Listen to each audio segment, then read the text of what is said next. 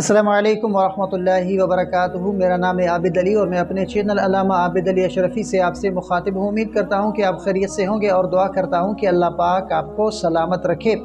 کبھی کبھی نیند میں ایسی ہستی نظر آ جاتی ہے جس کا نام ہی ظلم، جبر یا سیاہ تاریخ کی علامت ہو۔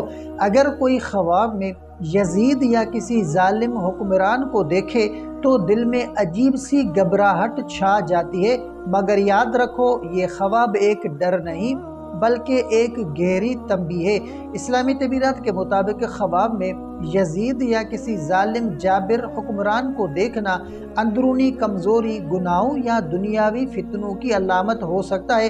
یہ خواب انسان کو اس کی زندگی میں موجود کسی نافرمانی، غرور یا دنیا پرستی کی طرف متوجہ کرتا ہے۔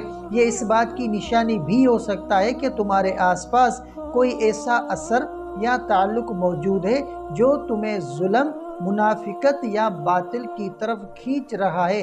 اگر خواب میں وہ ظالم ہنستا ہو تو یہ غفلت کی انتہا کی نشانی ہے، اور اگر وہ تم پر ظلم کر رہا ہو تو اس کا مطلب ہے کہ تم کسی آزمائش میں مبتلا ہو یا کسی ظالم انسان سے دل برداشتہ ہو۔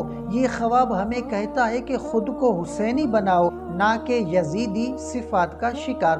ظالموں کا خواب میں آنا دراصل ہمارے نفس، ہمارے معاشرے اور ہمارے راستے پر اللہ کی طرف سے ایک تنبیہ ہے۔ اللہ چاہتا ہے کہ ہم جاگ جائیں اور اپنی سمت کو درست کر لیں۔